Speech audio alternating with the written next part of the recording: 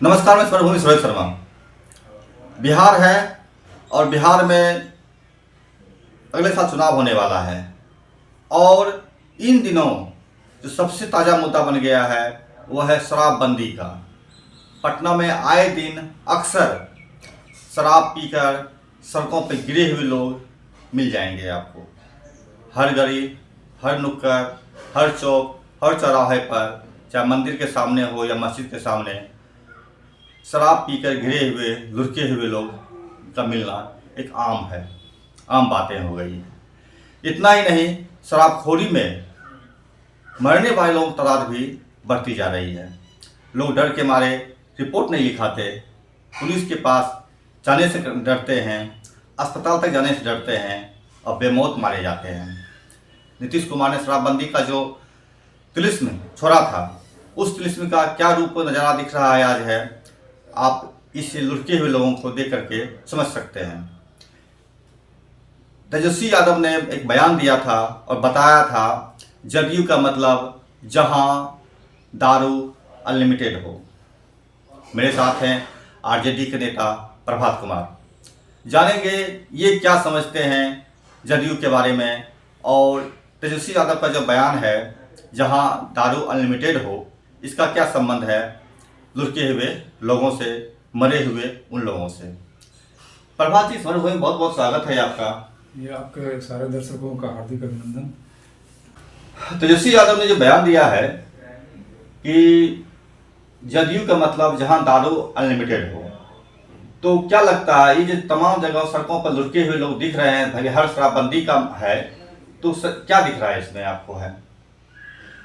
देखिए, माननीय तेजस्वी जी ने क्या कहा है, उन्होंने जो अभी सभी सारी पार्टियों में कंपटीशन चल रहा है एक दूसरे के नाम को बिगाड़ करके उनका पर्याय दिखाने का, तो लेकिन उनके पीछे जो बोले हैं कि जहां दारू अनलिमिटेड वो है जदयू, तो उसके पीछे असल कारण उनके बयान का जो मंशा है उसके पीछे छिपी हुई वो जनता दल यूनाइटेड की सरकार जो है वही आगे बढ़ करके, नीतीश कुमार जी ने आगे बढ़ करके शराबबंदी को बिहार में लागू कराया था।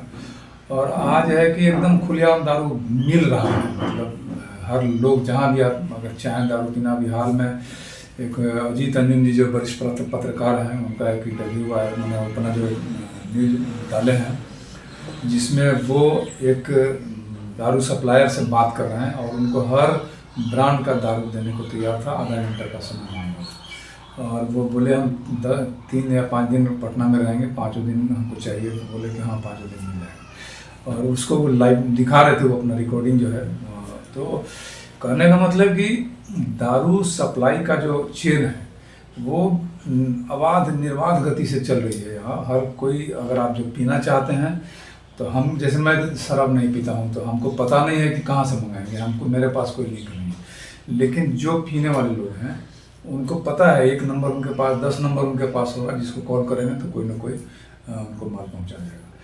तो ये स्थिति है। इसी के संदर्भ में माननीय तेजस्वी जी ने बयान दिया है कि जनता दल यू का मतलब कि जहाँ दारू अनलिमिटेड। तो ऐसा नहीं है कि जदयू अपने ऑफिस में बेच रही है दारू या जदयू के कार्यकर्ता दारू बेच रहे हैं। दारू बेचने वाले किसी भी दल के लोग हो सकते हैं। आए दिन जो पकड़े जा रहे हैं लोग, उसमें कई दल के लोग पकड़े जा रहे हैं, धंधा है। तो ये जो प्रभात जी, ये जो दारू का जो बिजनेस चल रहा है, जब दारू बिहार में बंद नहीं हुआ करता था और जब दारू बिहार में बंद हुआ है, दोनों कितना अंतर देख पा रहे हैं आप? जैसे देखिए, जब दारू बिहार में बंद नहीं था तो जिसको पीना था वो उसको जाना होता था शराब के ठेके पर, दुकान जाना था, या अंग्रेजी शराब का दुकान हो या फिर देसी दारू का ठेका हो, तो वहाँ जा कर के वहाँ से लोग खरीद करके लाते थे। तो हमको जो लगता है अंतर जो हुआ है कि पीने वालों को सुविधा होगी। अब है कि आपको होम डिलीवरी है, तो होम डिलीवरी में घर पर आपको पहुँचाया जा रहा है, बस फ़ोन उठाना है, मोबाइल सबके पास है। पहले था कि आपको अगर पीने की इच्छा है तो नियरेस्ट जो दारू का दुकान है वहाँ आपको जाना होगा, तो थोड़ा अस्कत भी होता था कि अच्छा 2 घंटा बाद यार फलाना आएगा तो उसको भेजेंगे। अभी क्या है कि फलाना आएगा नहीं, वो बस इच्छा हुई, ऑर्डर किए, तुरंत 10 मिनट में, 15 मिनट में, आधे घंटे में दारू आपके पास घर पे। तो आप ये कहना चाह रहे हैं कि दारू बंद होने के बाद हम्म। ये दारू की बिक्री का जो सुलभता और बढ़ गई है। बढ़ गई। तो हाँ बढ़ गई है, सुलभता बढ़ गई है। तो लेकिन हो क्या रहा है कि ऐसा नहीं है कि बहुत सारे नए लोग इस सुविधा का लाभ उठा रहे हैं, क्योंकि शराब महंगी हो गई है बहुत, 3 गुना ज़्यादा दाम पर शराब मिल रही है। तो लेकिन जो पीते थे जो लोग, वो चाहे 3 गुना हो जाए, 4 गुना हो जाए। हम लोग मोटरसाइकिल गाड़ी जो भी रखे हुए हैं, पेट्रोल का दाम दिनों दिन बढ़ता चला गया, 100 से पार हो गया। लेकिन हम लोग कभी आप माने ये समझ करके कि ना मोटरसाइकिल कम चलाना है क्योंकि दाम बढ़ गया पेट्रोल का। जैसे मान लिया हम पहले 55 रुपये पेट्रोल था, तो 55 रुपये पेट्रोल अभी 110 रुपये हो गया है, 107 रुपये मान के चलिए। तो अब ये नहीं है कि हम अपने मूवमेंट को आधा कर दें ताकि न कर पाए, है ना। तो हम अपने ज़रूरत के हिसाब से पहले भी अपने वाहनों का उपयोग करते थे और आज भी कर रहे हैं, ज़रूरत के मुताबिक कर रहे हैं। फालतू में किसी को फुर्सत नहीं है कि सड़क पर सस्ता पेट्रोल है तो दबा रहे हैं, महंगा हो गया है तो हो गया है। यही हाल दारू पीने वालों का है कि अगर महंगा हो गया तो भी वो जितना पीते थे उतना मंगा के पी रहे हैं, और पैसा कहाँ से आएगा ये अपना वो इंतजाम कर ले रहे हैं। तो माने पीने वाले लोगों की जो संख्या है वो तो नीतीश कुमार पहले ही अपने 10 साल में बढ़ा चुके थे। 2005 से लेकर 2015 तक में उन्होंने दारू के दुकानों में जिस तेज़ी से बढ़ोतरी की, और कंपोजिट दुकान के नाम पर हर पंचायतों में उन्होंने शराब का ठेका खोला। तो उसके पीछे जो उनकी मंशा थी कि जो देहात में जो देसी दारू जो बना करके लोग बेचता है, महुआ का दारू बना करके जो देहात में बेचा जा रहा है, उसके मार्केट को भी हम पकड़ लें। ये कंपटीशन था कि उस मार्केट को भी क्यों भाई महुआ का दारू पियोगे, हम लो ना, हम तुम्हारे घर पर दारू, तुम्हारे पंचायत में, तुम्हारे गांव में हम दुकान खुलवा दे रहे हैं, वहाँ पियो तुम। वो अनसेफ है, महुआ का दारू कभी जहरीला हो जाएगा, कभी फलना हो जाएगा, वो क्या क्वालिटी है उसका, हम तो एक स्टैंडर्ड दे रहे हैं तुमको। इसीलिए इन्होंने देसी दारू का भी और अंग्रेजी दारू का भी हर पंचायत में एक कंपोजिट दुकान खुलवाया था। तो उसके पीछे उनकी मंशा थी कि जो रेवेन्यू बर्बाद हो रहा है, जो देसी दारू जो लोग गांव में जाके महुआ का पी रहे हैं, उससे जो रेवेन्यू मेरा नहीं आ रहा है वही रेवेन्यू मेरे पास है, और सुगम भी होगा, लोगों को बीमारी भी नहीं होगी। जो महुआ का दारू पी करके उसमें तरह तरह का यूरिया क्या क्या मिला करके बनाता है, यहाँ शुद्ध देसी दारू मिल रहा था।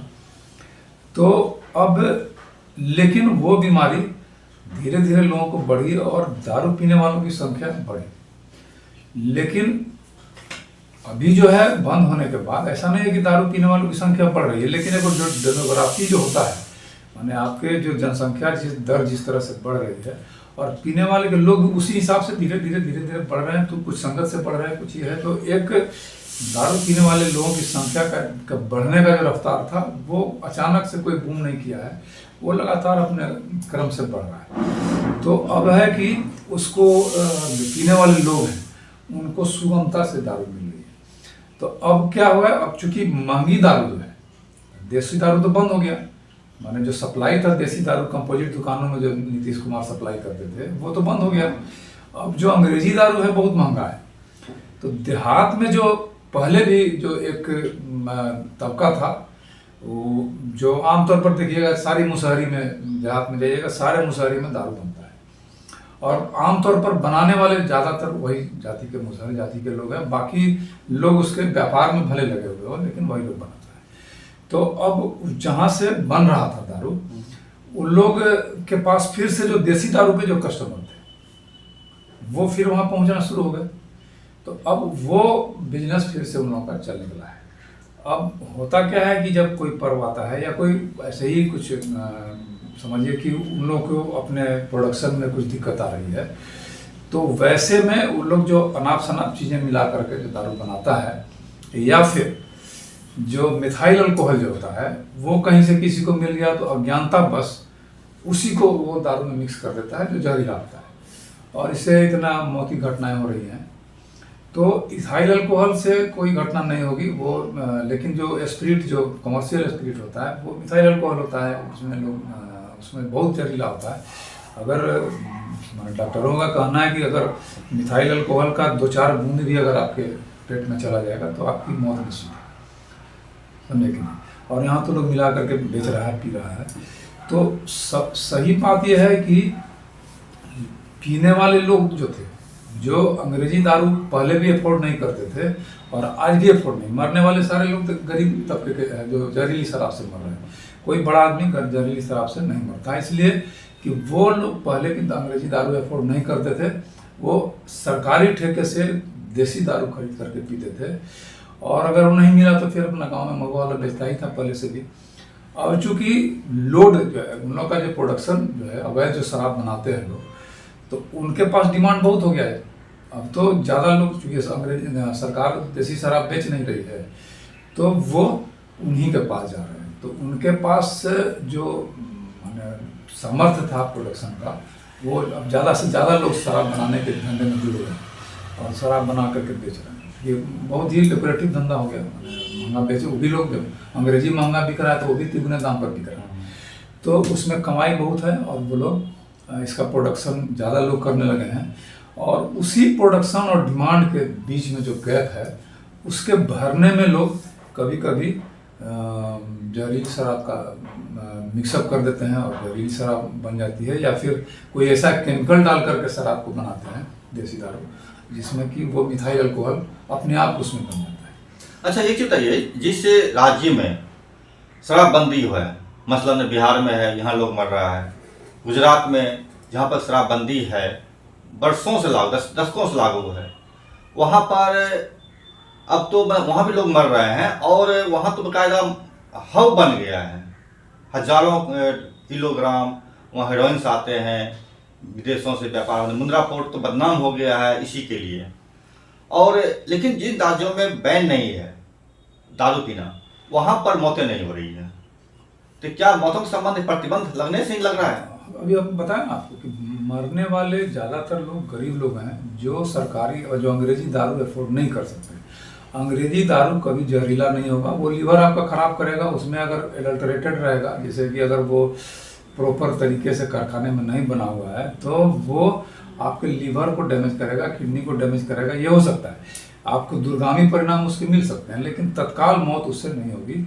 और जब मौत होगी तो देसी शराब में, जब जहरीला शराब होगा तभी जब उसमें मिथाइल अल्कोहल रहेगा। तो मिथाइल अल्कोहल बन रहा है, चाहे तो उसको बनाने की प्रक्रिया में बन जा रहा है, या फिर उसमें गलती से लोग मिथाइल अल्कोहल, या फिर जो अभी स्पिरिट जो सरकार पेट्रोलियम प्रोडक्ट में मिलाने के लिए जो सप्लाई कर रही है, उसमें मिथाइल अल्कोहल मिलाया रहता है। मिथेनॉल मिला करके उसको जहरीला करके बेचा जाता है, ताकि उसको लोग दूसरा यूज नहीं कर सकें, पीने में यूज नहीं करें। तो हो सकता है उसमें से चोरी होकर के उन लोगों को सप्लाई हो जाता होगा और वो उनके पास पहुंच रहा होगा जो दारू के धंधे में लगे हैं। तो जहां दारू बंद नहीं है, जो जिन राज्यों में शराबबंदी नहीं है, तो वहाँ आप देखेंगे कि ये अवैध जो दारू चुहाने का, जो दारू बनाने का जो अवैध धंधा है, वो उतना बड़ा नहीं है। वहाँ सरकार ही, जैसे यहाँ नीतीश जी पहले देते थे, देसी शराब बेचते थे, उसी तरह से वहाँ भी सरकार देसी शराब बेच रही है। तो जब मिल रहा है तो वो कम से कम जहरीला नहीं होगा, ये तय बात है। अच्छा, एक चीज, जब मौतें हो रही है, इसी बीच में नीतीश कुमार का बयान भी आता है कि जो पिएगा सो मरेगा। तो इसको आप किस रूप में देख पा रहे हैं? नीतीश कुमार के बयान को नागरिक संवेदनहीनता के रूप में देख पा रहे हैं क्या? किस में देख पा रहे हैं? नहीं, देखिए, बात है क्या कि नीतीश कुमार पहले तो इसको लाए, बोले कि हम जीविका महिलाओं के मांग पर इस शराबबंदी को ला रहे हैं। तो ऐसा नहीं था, एक महिला के कार्यक्रम में आकर के बोली कि हम ऐसा ऐसा है, मैंने शराब से ये दिक्कत हो रही है। तो वो तो ठीक है, लेकिन अब उनके दिमाग में एक माने हम इसको दो पहलू में देखते हैं। बोल क्या रहे हैं उसको अलग समझ लीजिए। बोल रहे हैं कि अगर उनके शराबबंदी में ईमानदार इच्छा शक्ति को अगर हम देखेंगे तो उनका बयान उससे जोड़ सकते हैं कि उनकी इच्छा है कि सारे लोग शराब छोड़ दें और साधु हो जाएं, लेकिन लोग छोड़ नहीं रहे हैं। तो उनके मन में खुन्नस है कि ठीक है, जब ऐसा गड़बड़ सड़बड़ चीज़ पियोगे तो मरोगे, हम क्या करें, हम तो भाई मना कर दिया है तुम लोग को मत पियो, शराबबंदी कर दिए हैं लागू कि कोई शराब रहेगा ही नहीं राज्य में, कोई पिएगा नहीं, कोई मरेगा नहीं। अब तुम लोग है कि मान नहीं रहे हो तो मरो। तो ये खुन्नस है उनका, जो अगर हम एक तरफ देखते हैं कि उनकी ईमानदार इच्छा शक्ति को अगर हम खाली पकड़ के चलें तो। लेकिन इसके पीछे एक बहुत बड़ा काला सच है जो आज आप देखे होंगे। पहले देवीलाल जी ने अपने हरियाणा में शराबबंदी कराया था, एक बार कर्पूरी ठाकुर जी ने यहाँ पर शराबबंदी कराया था बिहार में। और हर बार जो शराब सिंडिकेट था, मैंने शराब विक्रेताओं का जो सिंडिकेट था, उन लोगों के दबाव में, चूँकि एक बड़ा रेवेन्यू, एक बड़ा मैंने ग्रुप था जो उससे लाभ कमा रहा था, उससे पूंजीपति बन रहे थे लोग पैसे कमा करके, उन लोगों ने दबाव दे करके फिर से शराब चालू करवाया था। अब क्या है कि जब से नीतीश कुमार ने शराब बंद किया, देख रहे हैं माने महीने 2 महीने भी नहीं लगे और शराब यहाँ सप्लाई शुरू हो गया। अगले दिन से शराब सप्लाई शुरू हो गया, लोग पकड़े भी जाने लगे शराब ढोते हुए, शराब पीते हुए। तो एक चीज़ आप गौर किए होंगे, अभी पत्रकारिता करते हैं, हर जगह से रिपोर्ट मिलता होगा। आज से जब शराबबंदी जब लगा था, उसके 1-2 साल में देखे होंगे कि सारे थाने में शराब तस्करी में पकड़ी गई गाड़ियों का अंबार लगा हुआ था। कोई ऐसा थाना नहीं था जिसमें 100-200 गाड़ी, मोटरसाइकिल और कार, टेम्पो, ट्रैक्टर, ट्रक नहीं पकड़ाया हुआ था। आज देखिए सारे थाने आपको खाली नहीं है, कहीं नहीं है, उसका सरकार हमेशा ऑप्शन करते रहती है। लेकिन अब पकड़े नहीं जा रहे हैं। अब छोटे छोटे कारोबारी, अब छोटे छोटे तस्कर अब नहीं हैं, इसलिए कि उनको ज़रूरत नहीं हो रही। जो काम छोटे तस्कर झारखंड से या यूपी से शराब ला करके यहाँ बेचने में जो मेहनत करते थे, उनको यहीं पर शराब मिल जा रहा है और बस उनका काम है कि होलसेल से उठा करके खुदरा सप्लाई करना। हाँ, तो अब उनका धंधा बदल गया। अब जो शराब यहाँ आ रहा है वो बड़े बड़े ग्रुप उसको हैंडल कर रहे हैं और उनकी मिली भगत प्रशासन से लेकर के बड़े नेताओं तक है। तो इसको हम जो देखते हैं अपने नज़रिए से, तो पहले जो था वो शराब तस्कर के हाथ में ये बिजनेस था, बाद में माफियाओं के हाथ में गया। माफिया होते हैं जो अब तस्कर को डिप्यूट करेंगे। पहले था कि हम आप इंडिविजुअल गए वहाँ से 10 बोतल, 5 बोतल, 100 बोतल किसी तरह से गाड़ी में अपने छुपा करके लाए। मोटरसाइकिल्स में गए हैं तो मोटरसाइकिल में 2 डिक्की में 4 बोतल लेके चले आए, बेचे। यह तस्करी था। माफिया लोग क्या किए कि अब वो पूंजी खुद लगाने लगे और ऐसे तस्करों को वो डिप्यूट करना है। अपने मेरे पास मेरा पूंजी है, तुम माल लाओ, हमको दो और हम बेचेंगे, ठीक है। अब जो स्थिति में पहुंच गया है ये बिजनेस, अब पहुंच गया है सिंडिकेट के इसमें, उसमें सारा कुछ मैनेज है। आपको बॉर्डर से लेकर के सरकार तक में सब कुछ मैनेज होकर के चल रहा है।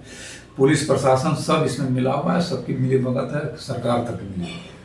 सरकार के मंत्री, सरकार के पूरा तंत्र इसमें मिला हुआ है। अच्छा है जी, हजारों करोड़ का वसूली हो रहा है इससे। इसको सिंडिकेट हम करते हैं, माने जो भाषा है ये किसी अवैध बिजनेस का, इसको हम लोग सिंडिकेट करते हैं। तो सिंडिकेट में सब कुछ सामान में लगने लगता है और धंधा चलता रहता है। तो अब जो शराब का सिंडिकेट बन गया है बिहार में, ये सिंडिकेट जो पहले माने वैध शराबों का, अंग्रेजी शराब की दुकानों का एक सिंडिकेट था, जो आप देखते होंगे कि एक ही आदमी बालू के ठेके की तरह, जैसे बालू का ठेका आप चाहेंगे तो चाह करके चाहे कितना भी पैसा हो, आप बालू का ठेका, बालू का घाट नहीं ले सकते हैं, और ले लेंगे तो आप चला नहीं सकते हैं, क्योंकि वहाँ सिंडिकेट काम कर रहा है। वहाँ बंदूक लेकर के बंदूकबाज लोग उनके खड़े हैं, आपको घाट चलाने नहीं देगा, आपकी हत्या हो जाएगी।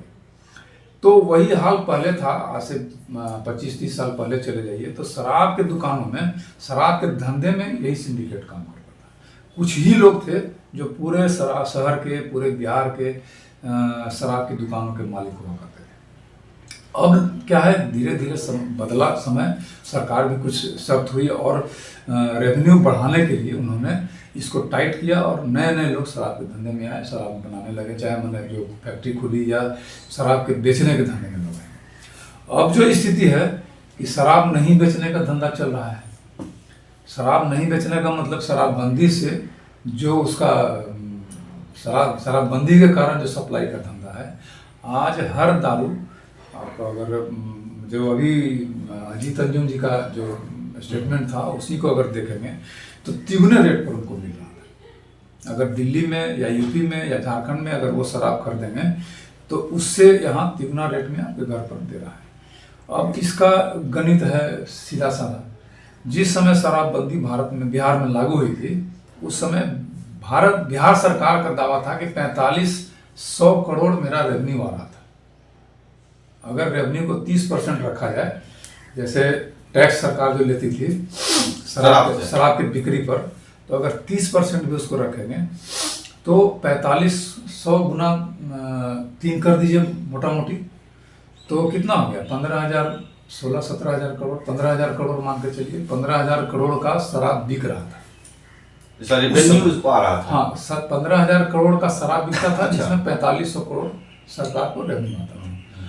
तो अब अगर शराब पीने वालों की संख्या नहीं भी बढ़ी होगी, हम कह रहे हैं कि 2015 से जब शराबबंदी हुई 16 में, तो जो शराबबंदी के बाद से शराब पीने वाले लोगों की संख्या अगर नहीं भी बढ़ी है, तो कम से कम 15,000 करोड़ के शराब उस समय बिक रहा था। आज वो तो उस समय उसका रेट तिगुना बिकने लगा, तिगुना रेट में यहाँ सप्लाई होने लगा। 45,000 करोड़ का व्यवसाय यहाँ शराब का होने लगा, है ना। अब उसमें हम उसको थोड़ा और बढ़ा कर देखते हैं कि जो लोग देसी शराब के सेवक थे, जो खाली देसी शराब ही अफोर्ड कर पाते थे, अब उसमें भी कुछ लोग हिम्मत करते हैं ना, अंग्रेजी वाला जरा सा पी लिया जाए, तो कुछ बढ़ा होगा इसका, पहले भी होता होगा ऐसा। लेकिन अगर कुछ भी ना माने तो 45,000 करोड़ का आज भी व्यवसाय हो रहा होगा। उसको अगर माने जो कालांतर में जैसे जैसे बढ़ने का जो दर है सरकार में या देश में शराब पीने वालों की संख्या बढ़ने का जो दर है, नैसर्गिक दर है, नेचुरली जो बढ़ रहा है दर, तो उसको अगर देखेंगे तो 10% भी अगर बढ़ रहा था धीरे धीरे तो 60-65,000 करोड़ तक का आज शराब बिहार में बिक रहा है, व्यवसाय है। हाँ, व्यवसाय है। तो अब 3 गुना दर पर मिल रहा है, ठीक है। उनको लागत उतना ही पड़ रहा है, जो सिंडिकेट के लोग हैं उनको लागत उतना ही पड़ रहा है। थोड़ा तो लागत खरीद तो वही पड़ उनसे ना, हरियाणा से खरीद रहे हैं, पंजाब से खरीद रहे हैं, यूपी से खरीद रहे हैं, है ना, खरीद रहे हैं वहीं से, तो उनको तो कॉस्ट उतना ही पड़ रहा है, बल्कि हो सकता है सस्ता पड़ता हो, चूंकि वो इलीगल ढंग से खरीद रहे हैं। जैसे वहाँ टैक्स बिना टैक्स पे किए हुए खरीद रहे हैं हम, तो हो सकता है और सस्ता हो। तो अब उस पैसे का जो गैप है, आप समझ लीजिए कि वो 15,000 करोड़ का इसमें एक चीज और भी होता है ना प्रभात जी, कि मान लीजिए आपने 1 बोतल 2 बोतल खरीदा, मान लीजिए 100 रुपये में पहले आपको, लेकिन वही बोतल आप 1000 पीस खरीदते अगर हैं तो आपको 75 में 60 में मिलने लगता है। नहीं, यहाँ वैसा नहीं है। नहीं, वहाँ तो, लेकिन उसमें टैक्स चोरी का ही मेन खेल होता है कि जैसे वो अब कंपनी जो है फैक्ट्री वहाँ चूंकि अपने लेवल पर तो देगी नहीं, तो वहाँ कुछ मैन्युफैक्चरिंग का अपना उलट पलट लिख करके वहाँ से फैक्ट्री से निकलता होगा। सब जगह घूस का जमाना है। तो अगर 20,000 करोड़ का जेन्युइन शराब यहाँ बिक्री था, जिसमें कि सरकार को 4500 करोड़, 15,000 करोड़ का मानिए, तो 15,000 करोड़ में 4500 करोड़, आज अगर 20,000 माने अगर रेवेन्यू बढ़ता सरकार का, शराब पीने वालों की संख्या बढ़ती, तो आज अगर शराबबंदी नहीं रहता तो हो सकता है कि 20,000 ना 25,000 करोड़ का, 20,000 करोड़ का ही मानिए कि शराब बिकता है यहाँ, और सरकार को 6-7 हज़ार करोड़ बचता रेवेन्यू का। लेकिन उनको वही शराब यहाँ मिल रहा है, 60,000 करोड़ का बिजनेस हो रहा है। तो ये जो 40,000 करोड़ है, ये कहाँ जा रहा है? तो उसमें बहुत सारे लोग जो ट्रैफिकर हैं, जो आपको माल सप्लाई करेंगे, उससे उनके ऊपर जो रिटेलर हैं, जो क्या करेंगे, होलसेलर के यहाँ से 50 बोतल मंगा के अपने पास रख करके वो सप्लाई कर रहे हैं लोगों को, आदमी सप्लाई रखे हुए हैं। फिर जो होलसेलर जो हैं, समझे कि नहीं, जिनके गोदामों में आकर के पड़ा हुआ है शराब, वो फिर उनकी कमाई है। और इन सबको मैनेज करने के लिए कि उनके ऊपर पुलिस का दबिश नहीं हो, उनको पकड़ा नहीं जाए। आज किसी के, आज देख रहे हैं, आज कहीं गोदाम में छापा नहीं हो रहा है, कोई ट्रक नहीं पकड़ा जा रहा है जिसमें कि माने हजारों बोतल शराब हो। आखिर शराब इतना मिल कैसे रहा? ट्रक नहीं पकड़ा जा रहा है, मतलब कि बॉर्डर पर आ नहीं रहा है, सीधी सी बात है। अगर आएगा ट्रक घुसेगा तो पकड़ा जाएगा, तो पकड़ा नहीं जा रहा है, मतलब कि शराब नहीं आ रहा है, तो फिर इतनी सुलभता से उपलब्ध कैसे? तो मतलब ट्रक आ रहे हैं, शराब भारत बिहार में घुस रहा है, ट्रक के ट्रक आ रहा है, और माल अवैध अति निर्बाध गति से, निर्बाध रूप में सब लोगों को उपलब्ध हो रहा है। तो ये जो 40,000 करोड़ का जो रेवेन्यू है जो इलीगल है, वो सिंडिकेट के पास जा रहा है। अब उस सिंडिकेट में आप समझ लीजिए एडमिनिस्ट्रेशन है, नेतागण हैं, और बाकी जो सप्लाई चेन के जो लोग हैं वो सब हैं, सब लोग कमा रहे हैं। मेरी एक बात हो रही थी बड़े प्रशासनिक अधिकारी से, तो उन्होंने बताया था कि थाना के जो दरोगा हैं वो शराब बिकवाते हैं मुख्य रूप से। तो ये उनका एक आरोप था और बहुत दुखी थे वो इस बात को लेकर के। बहरहाल ये जो आप देख रहे हैं, जब इतने बड़ी कारोबार है तो इसको गवर्नमेंट लीगल क्यों नहीं कर देती है फिर बिहार में? लीगल देखिए, वही तो हम बोल रहे हैं कि अब ये सिंडिकेट जो है, तो सिंडिकेट में नेता भी शामिल है। नेता शामिल है मतलब कि सरकार के जो सरकारी दल हैं, जो आज सरकार चला रहे हैं, उनके नेता लोग ही ना भाई पर पावरफुल रहेंगे। तो आप ये कहना चाह रहे हैं कि ये जो 45,000 करोड़ का मार्केट है, इलीगल मार्केट, और उससे नेता, अफसर, प्रशासनिक अधिकारी सब कमाते हैं, अगर लीगल कर दिया जाए तो ये घट जाएगा। हाँ, फिर तो फिर सरकारी रेवेन्यू आएगा ना। फिर जो है, आज मान लिया कि 20,000 करोड़, आज अगर शराबबंदी खत्म हो जाए, सारे दुकान फिर से खुल जाए, तो हो सकता है 20,000 करोड़ का फिर से वही टर्नओवर होगा सरकार का, और 20,000 करोड़ में 6-7,000 करोड़ सरकार को आएगा। वो रेवेन्यू सरकार को नहीं आ रहा है और वो उसका 3 गुना रेवेन्यू जो है सो बंदरबांट हो रहा है। लेकिन एक चीज बताना चाहूंगा कि ये जो शराब का व्यापार है या जो सिंडिकेट का आप नाम जिक्र कर रहे हैं बार बार, आप ये जो इलेक्टोरल बॉन्ड था उसमें जो पैसे आए थे वो शराब माफिया के माध्यम की ओर से भी आपके पास आए थे, आरजेडी नेताओं के पास। इसको किस रूप में देखते हैं? क्या आरजेडी के नेता का मिलीभगत है सिंडिकेट माफिया से? हम बोल रहे हैं, हम किसी दल के बारे में नहीं बोल रहे हैं, लेकिन हम एक बात ये आप इसको समझ सकते हैं कि जिस दल के पास सत्ता है, जो सरकार चला रहे हैं, जो पार्टियां चला रही हैं, उनके पास पावर है, और उनको संरक्षण पावर जिसके पास रहेगा वही ना सिंडिकेट को संरक्षण देगा या माफिया को संरक्षण देगा। तो जो दल सरकार में रहेंगे वो संरक्षण देंगे और वो पैसा कमाएंगे।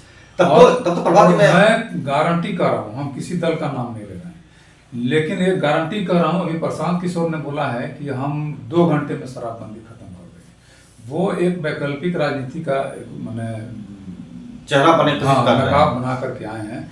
हो सकता है वो लागू करें, लेकिन बाकी किसी दल में ये हिम्मत नहीं है। हिम्मत होगा भी तो वो करेंगे नहीं, इसलिए कि ये एक दुधारू गाय, ये सिंडिकेट जो बन चुका है, एक रास्ता है, ये पैसा कमाने का, अवैध रूप से पैसा कमाने का एक बड़ा चैनल बन चुका है, और इसको कोई राजनीतिक दल खत्म नहीं करना चाहेगा, और सब लोग इसका मजा लेंगे, ये जान लीजिए। जो सरकार में आएंगे मजा लेंगे। इसको ऐसे भी कर सकते हैं ना, खत्म करना चाहेंगे तो भी खत्म नहीं कर पाएंगे, सिंडिकेट माफिया इतना मजबूत हो गया है कि आपको खत्म कर देगा। बड़ी बात ये भी है कि सिंडिकेट जो है इसका इतना आर्थिक रूप से मजबूत हो चुका है अब कि ये अगर कोई सरकार दृढ़ इच्छा शक्ति, जैसे प्रशांत किशोर बोल रहे हैं ना कि हम 2 घंटे में खत्म कर देंगे अगर मेरी सरकार बनी, तो हो सकता है कि वो नहीं कर पाए, उनको हत्या कर दी जाएगी। हाँ, अगर वैसा करेंगे वो हत्या हो जा सकती है। मेरा एक सवाल रहेगा यहाँ पर, आप इंडिया गठबंधन के पार्ट रहे हैं, और इंडिया गठबंधन में आपके जो नेता हैं, एक दिल्ली के अब जो पूर्व मुख्यमंत्री बन गए हैं अरविंद केजरीवाल, उनके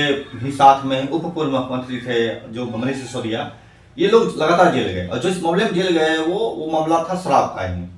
तो क्या आपका इशारा इस रूप में भी हो सकता है कि शराब माफिया जो इतना मजबूत हो गया है कि अगर उनके मुनाफा में आप हस्तक्षेप करेंगे तो अरविंद केजरीवाल की तरह जेल में डाल दिए जाएंगे? क्या आप इसको इस पर देख पा रहे हैं क्या? हाँ, निश्चित रूप से। आप जैसे आप मान लें, सरकार जब बना लीजिएगा तो फिर आप अपने पावर आ गया तो फिर ये लोग किसी ना किसी कोई ना कोई रास्ता तो निकालेगा। अगर जो आज आप देख लीजिए कि अगर यही शराब माफिया, जो शराब सिंडिकेट है, अगर फिर से ये अपने लीगल इसको अगर लीगल किया जाएगा, तो लीगल धंधे में भी अगर यही लोग आते हैं तो कमाई कितना घट जाएगा आप समझ लीजिए। माने बहुत होगा 20% का मुनाफा होता है। अगर शराब को हम लीगली बेचेंगे तो शराब के दुकानों को 20% मुनाफा और 25% मान के चलिए मुनाफा, उसका जो फायदा मिलता होगा। हम धंधे में नहीं रहे हैं, लेकिन बहुत होगा तो 25% से ज़्यादा मुनाफा उसको नहीं होता होगा। तो 25% कहाँ, 20,000 करोड़ का 25% बटेगा लोगों में, और यहाँ 45,000 करोड़ आ रहा है, समझ रहे हैं? सिंडिकेट के बीच में 45,000 करोड़ आ रहा है, तो कितना डिफरेंस है। तो कभी भी सर सिंडिकेट नहीं चाहेगा कि इसको अब लीगलाइज किया जाए, और अब ये लीगलाइज नहीं होने जा रहा है। मैंने जैसे शराबबंदी जारी रहेगी और इसी में सबका भला है, सब लोग कमाएंगे। आप गुजरात का नाम ले रहे थे, गुजरात में शराबबंदी की है, वहाँ शायद कुछ छूट है, आप आधार कार्ड दे करके आप उसमें कोटा फिक्स है, आपको अगर इतना शराब मिलेगा आपको सप्ताह में या महीना में, जो पीने वाले लोग हैं। लेकिन वहाँ भी अवैध शराब जो है ना बड़े पैमाने पर चलता है, और वहाँ भी यही की स्थिति है। मेरे एक मित्र वहाँ गए थे घूमने गुजरात में, वो लोग कहे कि आप हमसे एक दिन हम लोग मॉर्निंग वॉक में साथ में घूमते थे, तो बोले कि हम तो शराब पीते नहीं, लेकिन हम लोग को हुआ कि यहाँ भी तो शराबबंदी हो जाए, टेस्ट किया जाए कि शराबबंदी है कि मिलता है कि नहीं, शराब दुकान तो कहीं थी नहीं। तो हम लोग स्टेशन पर, अहमदाबाद स्टेशन की बात हो रहा है, मैंने स्टेशन के बाहर झुग्गी झोपड़ी जो था, दुकान चाय वाला और छोटा छोटा होटल खोले, उसमें पूछे कि इशारा से उसको कहा कि हम लोग को शराब चाहिए। तो वो उस आदमी ने कहा कि यहाँ तो नहीं मिलेगा, लेकिन जब ये लोग फोर्स किए उसको कि थोड़ा देखो जुगाड़, पैसा एक्स्ट्रा भी ले लो लेकिन हमको दो, तो उन्होंने कहा कि हम नहीं बेचते, आप चले जाइए स्टेशन पर, और जीआरपी का जो पुलिस है उसी से खाली आप पूछ लीजिएगा हमको शराब चाहिए, वो आपको उपलब्ध करा देगा। तो आप समझ लीजिए कि किस स्तर पर वहाँ शराबबंदी चल रहा है। वो बोला कि आप जीआरपी के सिपाही से जाकर के खाली धीरे से बोलिए हमको शराब चाहिए, आपको शराब प्लेटफार्म पर ही मिल जाएगा।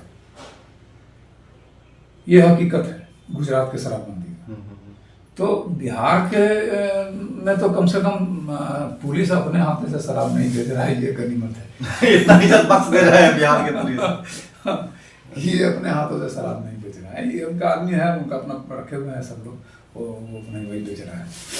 तो ये हालत है गुजरात के शराबबंदी। मैंने जहाँ भी शराबबंदी होगा, ये ऐसा देखिए, ये ऐसा चीज़ है शराब, अब धीरे धीरे धीरे धीरे एक कल्चर के रूप में विकसित हो गया शराब पीना। और इसमें कुछ ज़्यादा लोग पीते हैं, कुछ कम पी रहे हैं, कुछ पी के बवाल करते हैं, कुछ शांति से अपना एंजॉय करते हैं, तो सब तरह के लोग हैं।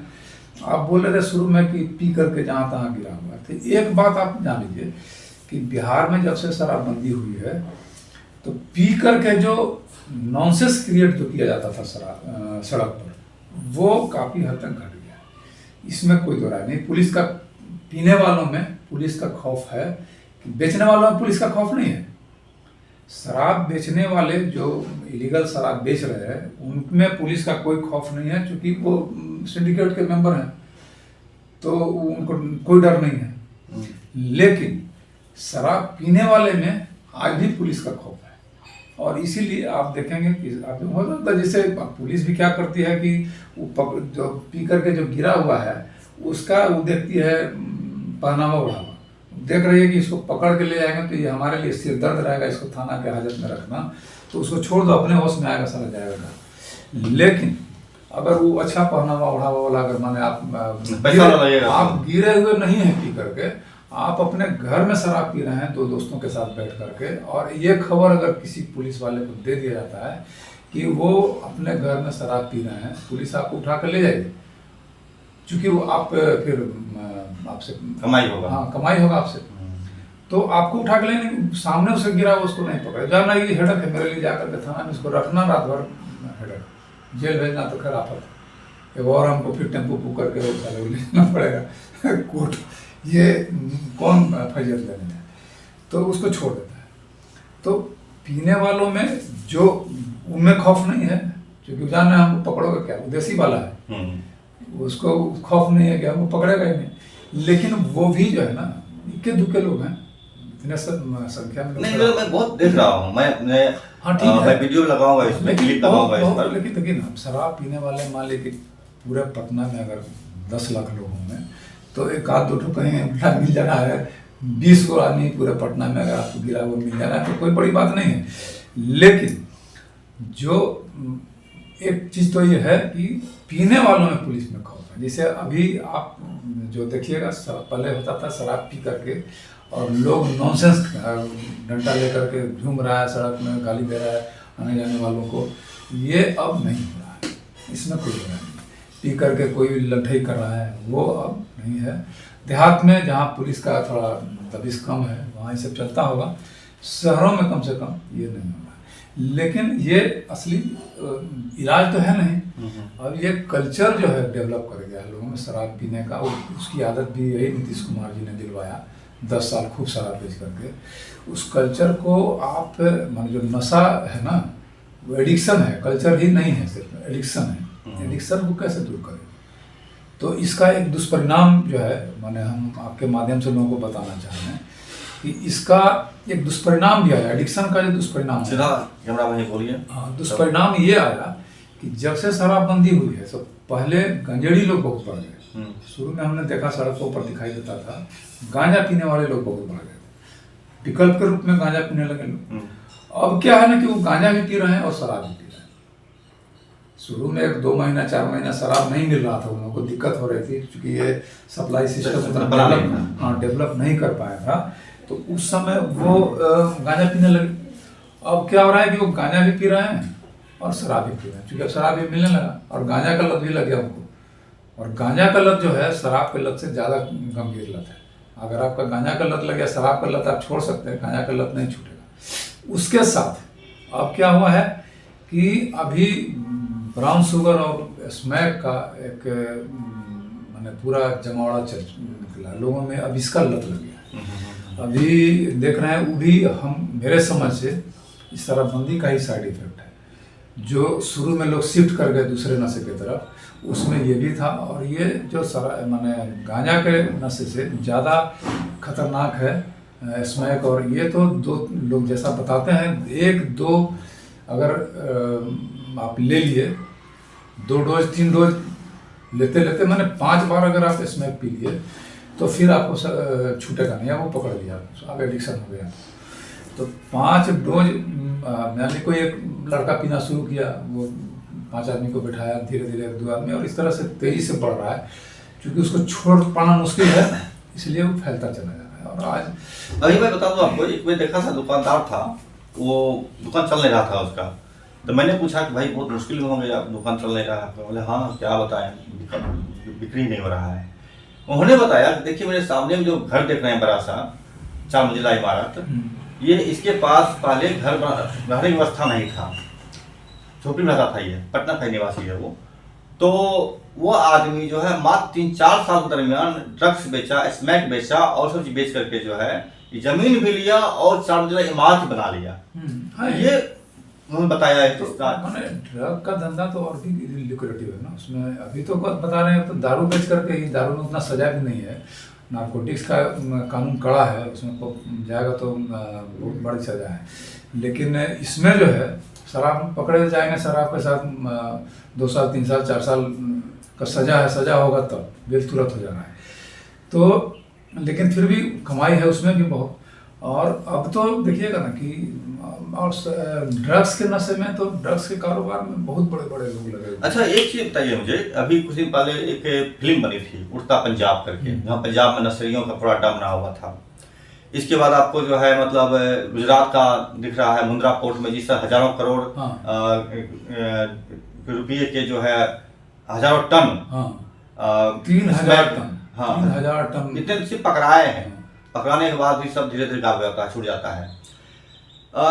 उसके अलावा जो है पूरे भारत में भी जो है मतलब अन्य हिस्सों में भी दारू का, अभी हरियाणा का चल रहा है, हरियाणा में दारू का विशाल उड़ता हरियाणा जैसा हो गया, उड़ता बिहार जैसा हो गया। मतलब नशे हेवी के जगहों को उड़ता शब्द से इस्तेमाल किया जाता है। कुछ वक्त पहले जब अंग्रेज भारत में आया था, उसके पहले आपको चाइना भी गया था। चाइना में अफीमचियों का एक युद्ध, मैंने लोग अफीमची पिला पिला करके नशा में डुबो दिया गया। अब पूरे चाइना को कब्जा कर लिया। क्या भारत में भी नशेड़ियों का अड्डा बना करके हर युवाओं को नशा में मदमस्त करके क्या भारत गुलाम बनाने तैयार दिख रही है आपको इस रूप में? नहीं, देखिए अब उपनिवेशवाद उस रूप में रहा नहीं जिस समय आपकी बात कर रहे हैं, चीन के क्रांति के पहले की बात जो है। तो उस समय उपनिवेशवाद का एक अलग स्वरूप था। आज उपनिवेशवाद वैसे नहीं फैल रहा है। आज उपनिवेशवाद जो है, औपनिवेशिक शक्तियाँ जो हैं, वो आर्थिक रूप से लोगों को गुलाम बनाए। नहीं, मेरा सवाल दूसरा ये है कि युवा जो पीढ़ी आता है, जोश भी होता है और ये सवाल पूछता है ये पढ़ता है, सवाल पूछता है, और सवाल जब पूछता है तो सरकार संकट में पड़ती है, क्योंकि उसके लिए युवा सरकार कुछ नहीं, न रोजगार की व्यवस्था कर रही है, न एजुकेशन की व्यवस्था कर रही है, न अब बहुत सी समस्याएं पैदा हो रही है, महंगाई की व्यवस्था हो रहा है। तो सरकार युवाओं को सवाल ना पूछे, इसलिए युवाओं को वो डाइवर्ट कर रही है शराब पिला करके या नशा पिला करके, कि वो सवाल ना पूछे, हमारा शोषण जो है चलता रहे। क्या इसको भी देख पा रहे हैं? नहीं, इसमें हम ऐसा मतलब कोई मंशा से सरकार ऐसा नहीं कर रही होगी। देखिए सीधा सीधा अभी फंडा है पैसा का। तो सरकारें जो हैं, जो पार्टियां, जो राजनीतिक दल जो सरकारें चला रहे हैं, तो सरकार चलाने वाले दल के, ऐसा नहीं हम बोल रहे हैं कि दल का एक नीति बन जाता है कि हमको ड्रग फैला करके ड्रग से धंधा कराना है। लेकिन सरकार में शामिल जो पार्टियां हैं और उनके नेता जो हैं, वो पैसा कमाने का बहुत सारा जरिया ढूंढते रहते हैं। कैसे कमाए पैसा, अवैध रूप से कैसे हम धनवान बन जाए और पॉलिटिकल संरक्षण मेरा बने। तो वैसे कुछ लोग हैं जो इस कारोबार को संरक्षण देते हैं, और हम माने इस बात से इत्तेफाक नहीं रखते हैं कि सरकार अपने माने मंशापूर्ण तरीके से ड्रग का कारोबार बढ़ा रही है। और इसको नहीं, हरियाणा सरकार का खट्टर का एक इंटरव्यू, फैसला खट्टर ही थे, उनका एक इंटरव्यू मैंने वायरल हो गया था। इंटरव्यू नहीं था, वो बोले थे कि जितने लोग हैं सब दारू पिलाकर मस्त कर दो, दारू पी घोटा रहेगा, कोई हला नहीं करेगा। ये सरकार में दिख रही है ना। हाँ, ये हम बयान को देखे नहीं है, लेकिन हम कह रहे हैं कि मैंने ये अगर वैसा होगा तो शराब को मैंने एकदम फ्री कर दें देश अपने राज्य में। भाई आधे दाम पर हम शराब बेच रहे हैं, चौथाई दाम पर शराब बेचेंगे, कोई टैक्स नहीं रहेगा शराब पर, शराब टैक्स फ्री होगा, है ना। तो वो असल उसमें काम होता है उनका। बोल देना कुछ अलग बात है, और भाजपा के लोग क्या कब बोलेंगे, क्योंकि उनका बौद्धिक स्तर चाहे कितने ही बड़े लीडर हों, बौद्धिक स्तर जिस तरह का है, उनके बयान से, एक बयान से आपको चला जाए कि उनका माने शिक्षा का क्या स्तर रहा है कि नहीं। तो माने खट्टर हों चाहे ठक्कर हों, जो हों, इन लोगों के बयान को हम तो इसे बहुत गंभीरता से लेते ही नहीं है, क्या बोल रहे हैं लोग।